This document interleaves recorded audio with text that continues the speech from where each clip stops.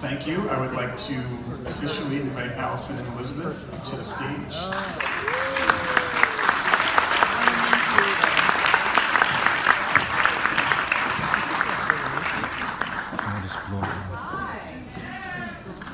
Thank you, darling. Thank you. Thank you so much for having me here. Oh my God, it's Jesse so and great. Lightbox and all of you. Thank you, Philadelphia, city I love. I got a tattoo here. I still have it, of course. 25 years ago when this first played here. Oh, is that really? That's, wow. Very cute boy. Well, first of all, congratulations to Lightbox Film Center. It's super, super exciting, and the programming has been amazing for all these years, and it's really exciting that it's going to continue in this new brand. Right? I just realized I have to put my glasses on. But, so I've seen this movie a gazillion times, and I also show it to my students at Temple, and oh man, it's the first time I've seen the restored print of this. But, okay, but before I ask you a few questions, I just wanna say that even though we're talking about the 25th anniversary of Allison's GAS Frrod Lodging, we're really, to me at least, in addition to celebrating Lightbox, we're also celebrating a 30-year, so far, career of this filmmaker. She has been making films for over 30 years. And at a time when there's, trending a lot of conversations about women in the media, female representation, et cetera, when I was doing the math of Allison's career, what did I come up with? 8 independently written and directed feature films, which is not only rare if she's working in the studio system, particularly for a woman, but for a director to have made that many, written and directed that many independent films is just an unbelievable, staggering record. And I'm having a hard time thinking of any other women who have made that many features. And I mean, I assume this audience knows enough to know that women in film, women directors in film represent about 7% of the films directed in this country. It's a staggering, disproportionate situation between male and female directors. So, but on top of that, Allison's also directed a great deal for television, including Sex and the City, Orange is the New Black, Mentalist, et cetera, and has made several TV films. So we're going to talk about GAS Frrod Lodging, but I just want to say that some of the things I want to ask Allison about are really representative through all the features she's made. And so when I'm asking you about this film, I am kind of asking you about your body of work too. So one of the things whenever I see this film that I really think about is just the structure of your storytelling. There are so many layers, and you're constantly shifting points of view from the different characters, in this case, the mother and 2 daughters, and on top of that, there's a lot of formal layering and then kind of meta levels of films within films and fantasy and films in different voices. And I'm really curious if you can just talk to me about how you work out structure in your films. Well, I mean, I'm not like a huge, funny enough how I got the financing for this movie was Larry Estes, who I thanked in the credits because he didn't take a credit on these movies, but he had a program at the time it was RCA Columbia, and basically what they would do is they needed content, just like the internet needs content now. So they were a video market, and so they needed content for video. So, so he basically, had this fund where he could finance these independent films for video pre-buys. So he, he financed Sex, Lies, and Videotape, One False Move. I mean, some movies that were really important at that time. And they were generally anywhere from 900,000 to, this one was $1.2 million, which is a lot for this kind of movie back then. It would be a tremendous amount now, but this was all shot on film.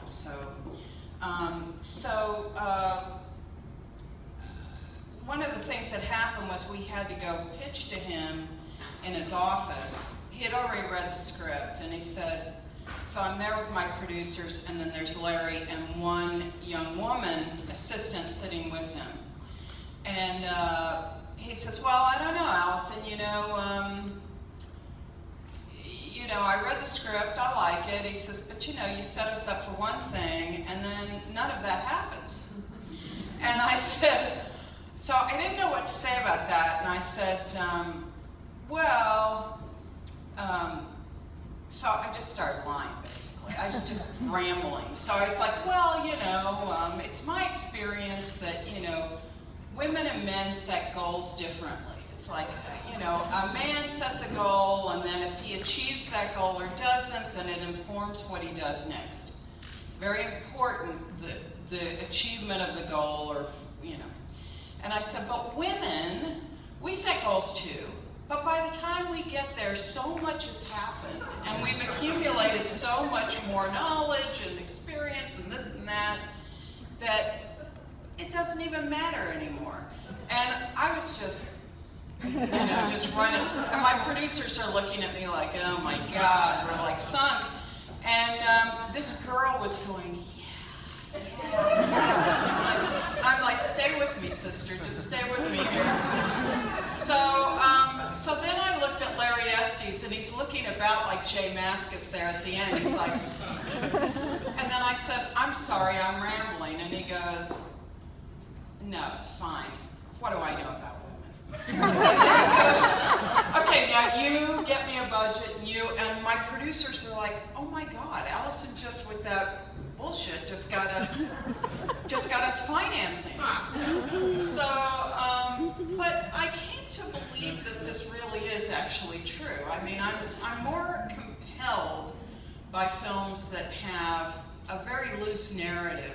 And I remember that even in film school, the great film theorist Janet Bergstrom was one of my professors, and she ended up putting one of my student films in her class, and about radical cinema, and she says it's her meandering narrative that's radical. So I kind of like that, because I feel like I love that in films made by men too, in Cassavetes or whoever. Wim Wenders is like that as well, who's my mentor, and to a certain extent even like Jonathan Demme. I mean, they're kind of character-driven pieces that care more about the experience than a 3-act structure, which I generally find pretty boring.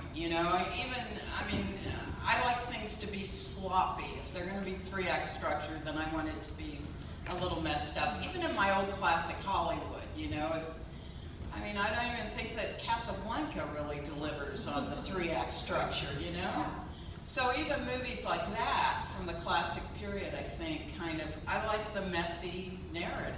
Because I feel like then you get more layers, you get more texture. Yeah, I mean, it really feels like in this film, as it's shifting between these 3 women's desire, really, and right. Desire for love, desire for connection, desire to feel understood successfully and unsuccessfully, that structurally the energy keeps shifting between the 3 of them. Right. But by the end, like nothing is resolved, but you really feel that each one of them has moved into a different place, whether it's going to work out or not work out. Right. But the thing that feels so consistent is that the point of view, like the lens is focused on what they want and what they need. Absolutely. And what they desire. And okay, I'm jumping way ahead of myself, but there's been so much conversation about, you know, especially trending right now, this idea of the female gaze, and like how do we shift the kind of point of view of a male-dominated lens that looks, you know, looks towards women as the object of desire, and how we shift it to women's relationship to desire. And here you are doing this like 25 years ago, but it's so subtle, you know, and it's not such a huge leap, I think, for us to be able to shift with you. And, you know, all of the men are kind of looked through their point of view, which is remarkable. Yeah, it's really funny because all the male actors, all the male leads, each one of them, independently of each other, came to me at some point before we started shooting or while we were shooting, saying there was just a scene missing. They felt like their character, there was a scene missing.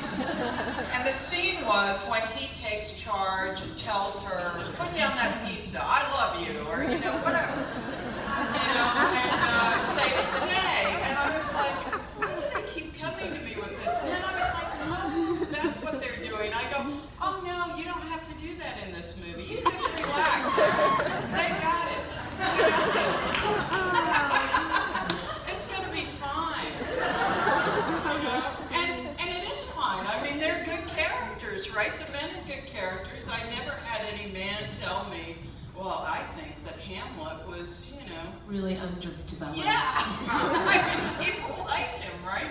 So I kind of felt like that was the first time that I realized, oh, I guess this is really different for these guys.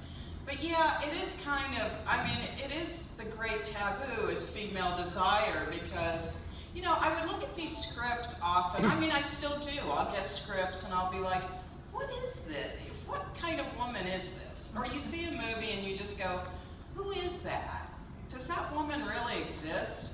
And even the actress playing the part is wondering the same thing. You know, it's like, inevitably she's like, you know, well, in the book Gone Girl, it wasn't in the movie. You know, it was truncated to just crap in the movie. But in the book, that Cool Girl monologue, has anybody read that? It's like kind of amazing. It's like amazing, you know, just that part of the book alone. You know, this Cool Girl monologue about who is the ideal, like this ideal woman that people want. And that's inevitably what's in a lot of movies, you know, where you're just like, she puts on the guy's shirt. Like, why would she do that? She wore her clothes there. Why is she wearing his shirt? You know, I just never understood that stuff. And I was like, and why would a man even want that? He wanted her when she was in her clothes. And now, I don't know, it's an odd thing, you know. Whereas, and speaking of clothes, I was telling Elisabeth that, you know, one thing that I really learned in the last couple of years after working with yet another mentor, Stephen Bochco, who created NYPD Blue and Hill Street Blues and like some amazing, amazing shows. He and his son had this show Murder in the First, which I directed and a bunch of episodes of, and they really empowered the different departments to be storytellers. And one thing that I had never really clocked in this movie before, and I always tried to do that as well, unconsciously, I wanted the costume designer or the production designer empowered to do that as well. And I just noticed something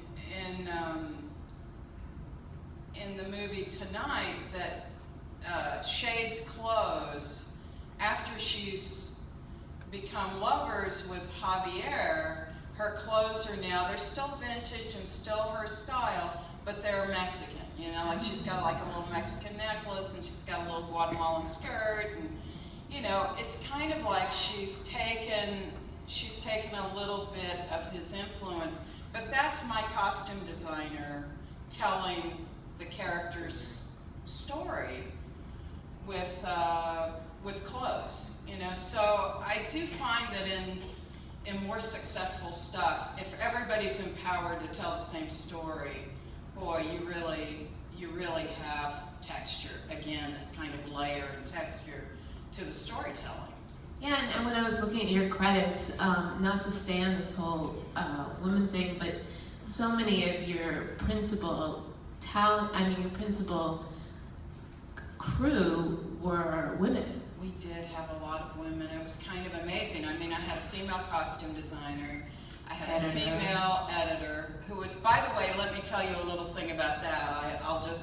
My editor was Tracy Granger, who was the daughter of the classic film actors, legends, Stuart Granger and Gene Simmons. But her stepfather, also illustrious, was Richard Brooks, the director. And so I go in one day and she's got this old moviola. We didn't cut on that, we cut on a flatbed. We did cut on film though. And she's like running film through this moviola, like just wild. And I go, what are you doing? What is that?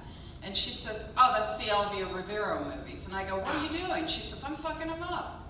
They gotta look like they're like, 100 years old, So the moviola that she was using was the moviola. Richard Brooks had been an editor before he became a director. And it was the moviola he cut In Cold Blood on. So that was pretty spectacular, So that kind of history, there's just a little, and some of those actors, by the way, too, that were in, like when she's throwing the pictures before Tinder, she's throwing the photographs.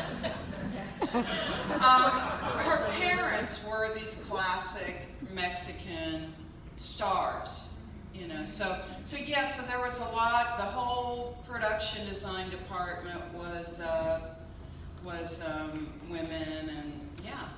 I mean, I think the thing that happens when you have more diversity on the set is that this certain kind of culture that I would call bro culture is just dissipated, and it doesn't mean other people are in charge or that men are just being pushed around by women. It becomes a more collaborative situation where people are valued for who they are individually rather than this kind of football mentality on set. Right, sure.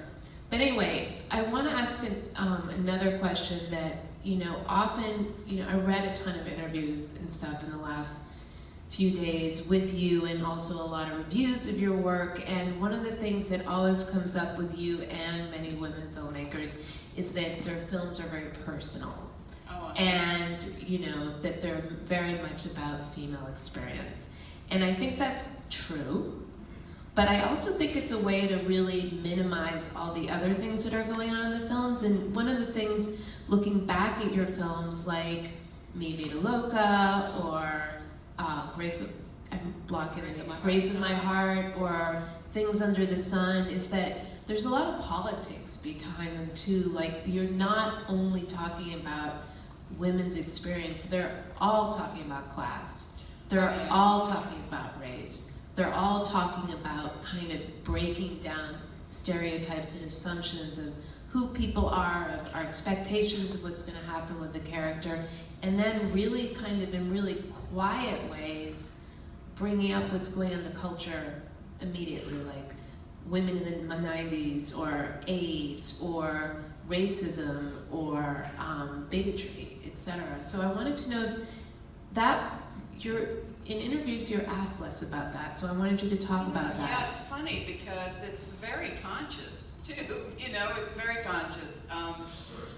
The class thing is, I'm from a really poor background, and I was a single mom, just like lived in a trailer, and grew up like that. So class has always been really, to me, underrepresented or weirdly represented in film, and very seldom very accurately. I remember an agent of mine once who later went on to run Paramount for a while, John Lesher, and he represented Whit Stillman, who's, you know, from upper class family. And Whit and I were sitting on a ledge talking one day, and my agent, who was his agent too, stops and looks at us and points and laughs. Like, the idea that we would be friends was funny to him, but I said, well, you know, upper class and lower class, we have a lot in common.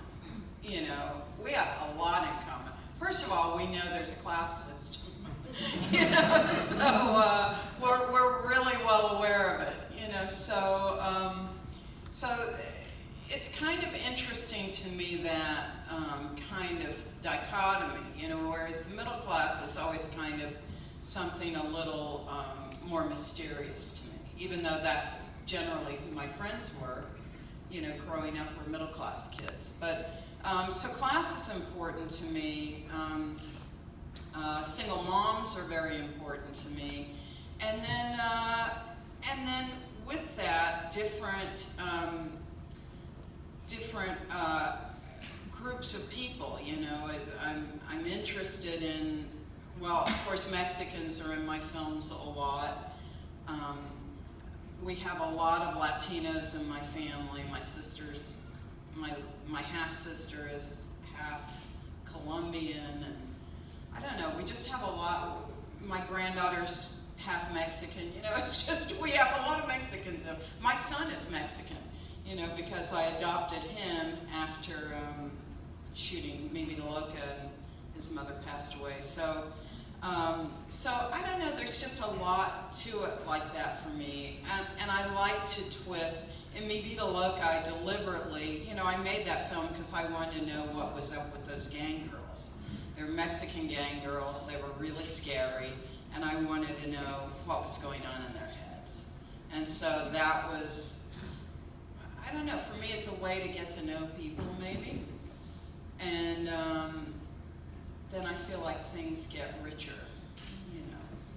Yeah, as you were talking, I was thinking, there's so many things you rarely see in film. For example, you know, the guy who is being stereotyped as a cholo has a mom that's not your typical movie Mexican mom, but is this elegant, you know, dancer, etc. Or, you know, also really early on, the Donovan Leitch character as this queer kid, presumably, who is struggling with his own issues, and even though he's not even quite sure yet. Yeah. You know? Because he's kind of new romantic. And yeah, I mean, yeah. And all of those things are kind of woven into one film. Right. And yet, mostly what we hear is that it's a woman's story. Right, that's very true, isn't it? Well, and I think that when I look at a lot of films, from, say, women, you know, films made by women from, say, the mid to late 80s, maybe even some of the 70s, late 70s, they were kind of more driven around female experience, but I don't know, I just felt like I just wanted to put all my obsessions into all of it. Yeah.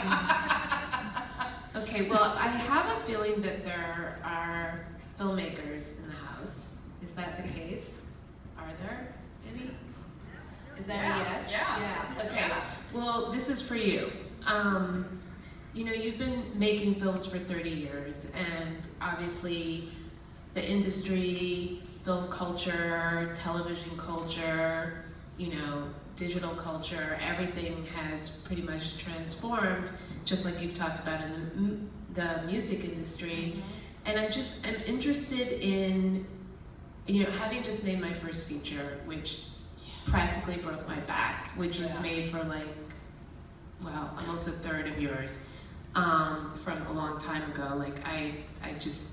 The challenges are pretty stunning. I'm just curious, about your advice for young filmmakers. I mean, my experience after making my first feature is the 90-minute feature is untenable. It's untenable economically. There's then kind of creative questions about telling stories in different ways. Obviously, we're all obsessed with, you know, long-form television now. You've done a lot of work there too. So I'm just curious, like, as you're talking to your students and as we're trying to responsibly support the possibilities of independent voices continuing with moving image storytelling, what you're telling the kids?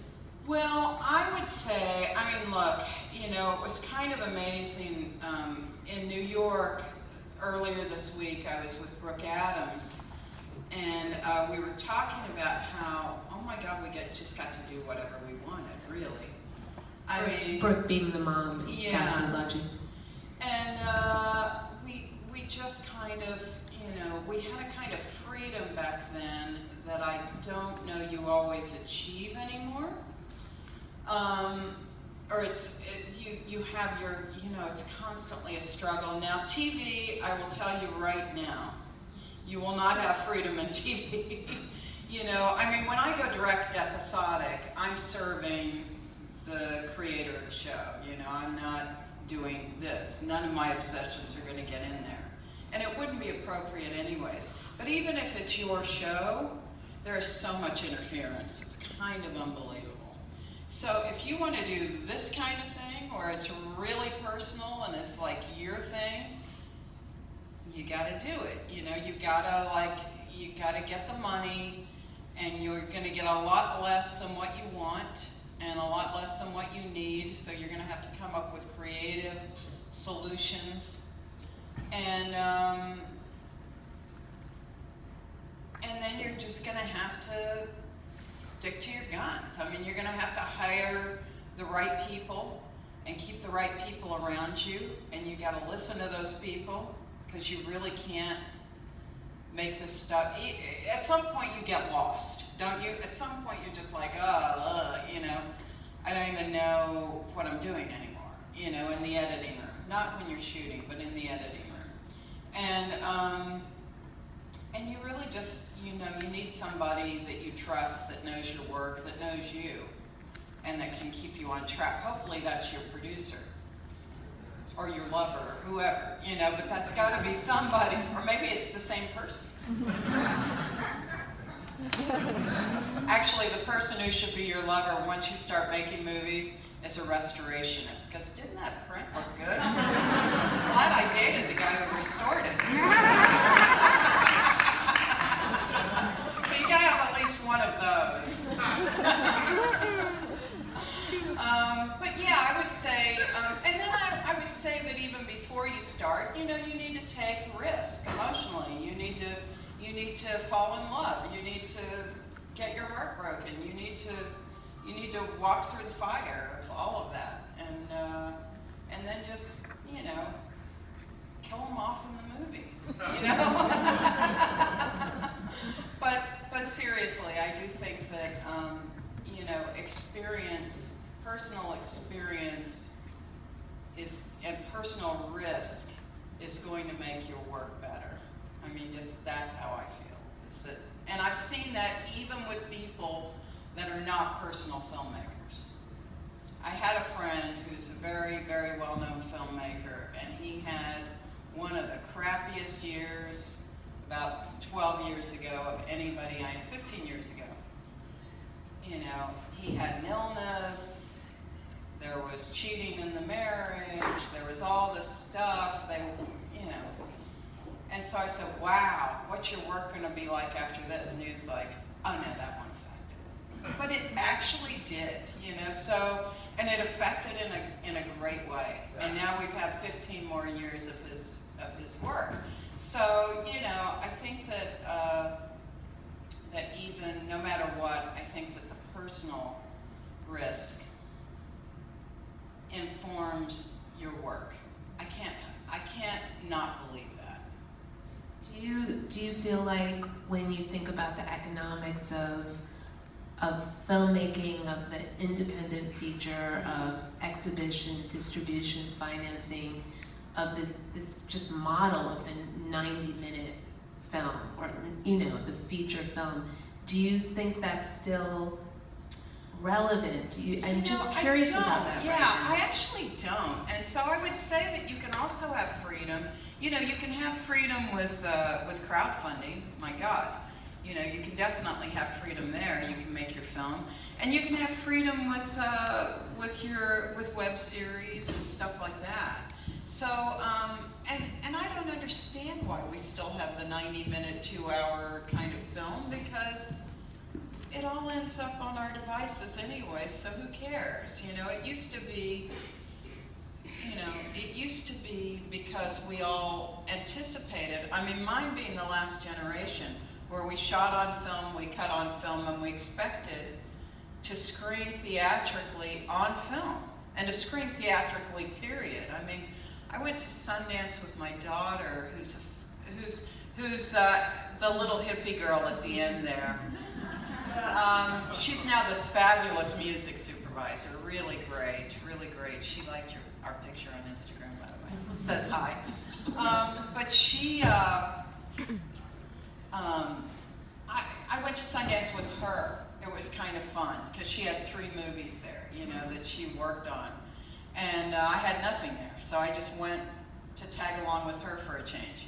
And I was watching these movies thinking, oh my God, this is probably the last time this filmmaker is ever going to see their film on screen and with an audience. Whereas in my generation, we fully anticipated that. Even with Things Behind the Sun, people thought, oh, that was made for Showtime. And I was like, no, that was made for theatrical. It's just that we ended up selling it to Showtime through a whole series of events, which I never regretted for a second. But, you know, so now I'm like, well, why do we need to why can't we have like a half-an-hour film, a 45-minute film, an hour-long film? I mean, why does it have to be the same, you know, time frame? Well, to me, that seems really, really exciting, because not only, like, as you were saying, that like a 3-act structure is really boring, but there's also, if these movies are not getting into movie theaters, which it seems to be the case that they're not, and people are finding more creative ways to actually show work and present work, or not more creative, but just viable ways right now, because it's just not a reality anymore that people are not going to the movies. Well, yeah, I mean, where they're going to the movies is here. You know, this is where people are coming to the movies. They're coming to special event screenings, they're coming to repertory theaters, they're coming to live film events. Yeah, to film for, you know, film centers. You know, they're not, but if you go to your local, you know, multiplex, there's like, I mean, you've seen it all, right? There's like 20 people in the theater, you know, so it's kind of amazing that this is like where it really happens. So otherwise, you know, you don't really need to keep these same, we had these traditions of the 90 minutes so that they could schedule the next movie.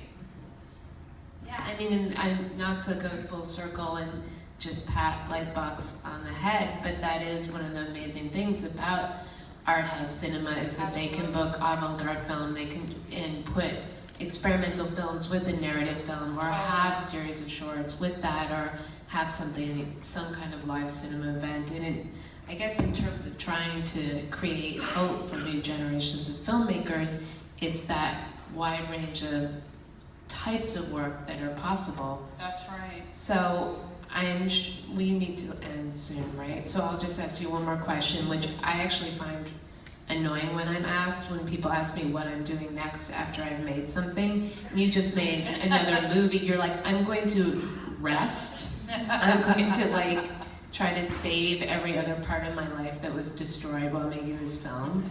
And you just finished a film recently, the Beaches film, right? Oh yeah, although that was for TV, so that was, yeah. She's like, oh yeah, that was for TV, this thing I was just telling you guys. Well, what I mean to say is that was yes, it took a lot out of, don't get me wrong, that was a beast to make, but it didn't personally take as much out of me as, say, this did.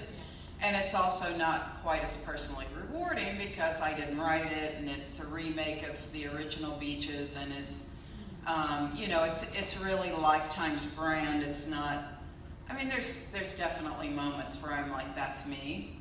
But there's moments when I direct episodic where it's like, that's me. But yeah, it did take a lot out of me. I did have to rest for a while after that. But I just wrote something that, again, the narrative, it's set part in 1973 and part present day. And it's two people who, present day, can't be together, and they kind of decide that they're gonna live in this portal of 1973, where it would have been possible for them to be lovers. So, and then it's also about, like, can you create new memories so strong that you start to believe them? You know, can you, like, actually create your own past? And so, so that's what these two people do. And so again, it's a very messy, meandering narrative once again. So we'll see. But you know, the thing is that I will say too is that, you know, while we all love long form TV, and it's great, you know, don't get me wrong, it's wonderful to, I mean, I ate Feud up like ice cream. I mean, I just loved it so much. That's me, my twisted, you know, perspective, but I just loved, you know, that was something that I loved watching. I loved OJ too. I love that series, but, you know, and whatever, different series that are on, but the, not everything's a series. You know, some things are a movie, or some things are a short, or some things are, you know, or some things are a mini-series, but they're not a limited series, or they're, you know, so you've just got to figure out what your story needs, like what journey these characters are going on, because nothing's more annoying than to be watching a show that you really dig, and then in the writer's room something stupid happens, and you don't get to weigh in on it, right? You're just like having to like see what they're going to do in season 2, and they just twist the characters all up just to mess with you. I hate that. There were like whole seasons of Mad Men where I just broke up with Don Draper. I was like, that's it. Don't come back. Don't call me. Forget it. We're not, you know, I don't know what you're doing now. And why isn't Peggy quitting this stupid job? You know, so I think there's times, you know, and then of course, because he was Don Draper, you know, he won me back. Until the last night. I don't know what he was doing, but yeah, I definitely think that there's, you know, you've got to find what that journey is, and don't mess with it. You know, if it's a series, then do it as long as it's still fun, and then leave it behind. You know, and if it's a movie, put everything you've got into it, and keep control of it. Keep your vision. Well, I think that's probably the most consistent thing throughout your work that you say goes all over the place, is that you're still doing that. And like I said at the beginning, as I did do the math on your work, I am kind of blown away by how much you've pulled off. And so thank you so much for being here Thank you, to celebrate your